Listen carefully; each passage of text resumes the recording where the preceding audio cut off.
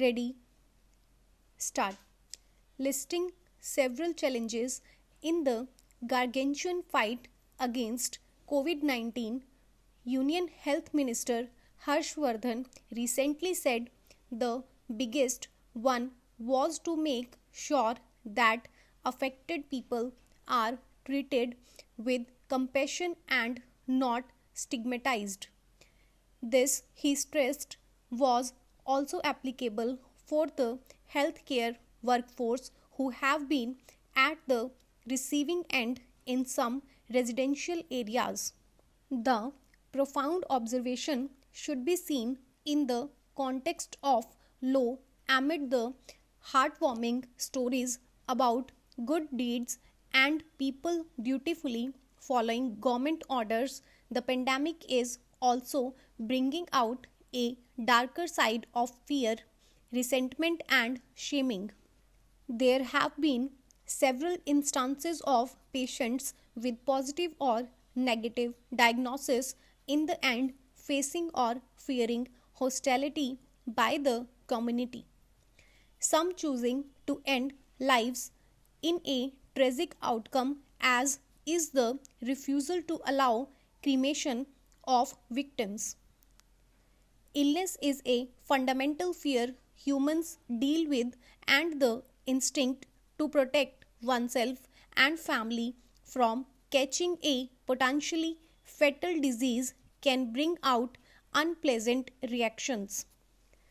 There is an understandable fear of the unknown, but the tendency to mark out and castigate those who get sick needs to be called out as unacceptable.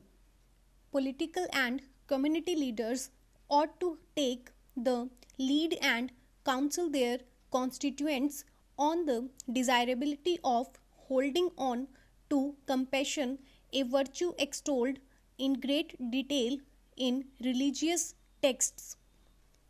There is no denying a commonplace proclivity to harbor negative attitudes towards individuals afflicted with a wide range of illness, and HIV/AIDS often topping the list.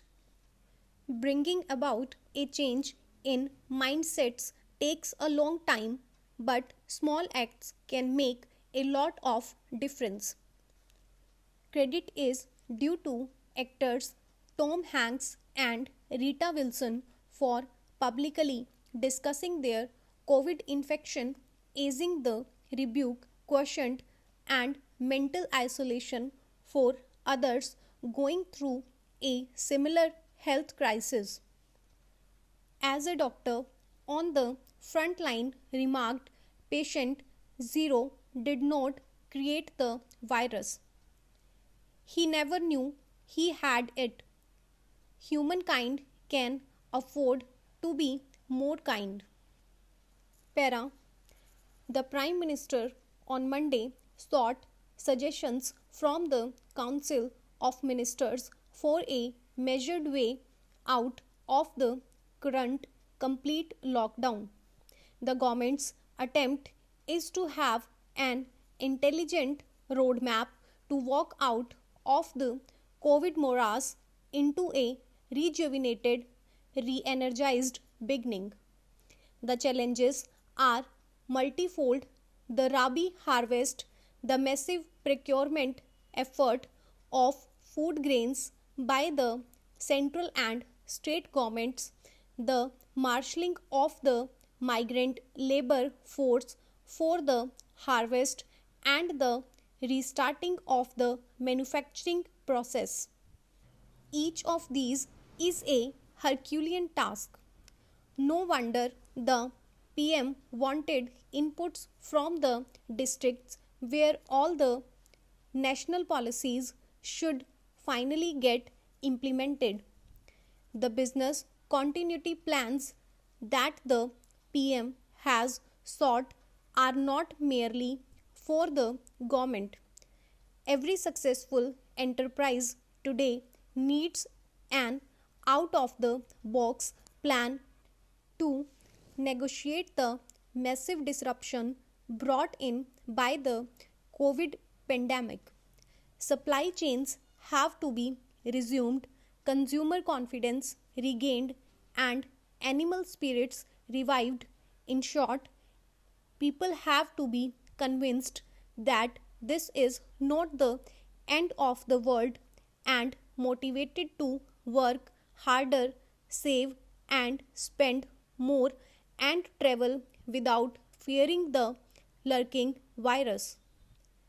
After the 21-day lockdown, we need a 21-week plan to kick-start the economy. After the harvest and the procurement will come the monsoon.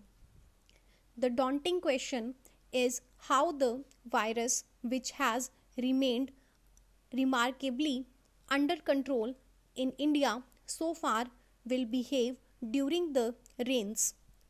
Could there be greater community transmission during the days of dampness when dengue and chikungunya wreak havoc? The biggest task for the government is to isolate hotspots, guard against community transmission, and to make people cautious of the certainties of infection, mortality, and recovery. In this context, a life versus livelihood debate is a waste of time. In fact, productivity is largely a function of predictability. For a greater push to local manufacturing and make in India, the collective levels of societal anxiety have to be brought down. To begin with, the administration needs a foolproof plan to bring lakhs of migrants laborers back to production hubs while maintaining norms of social distancing.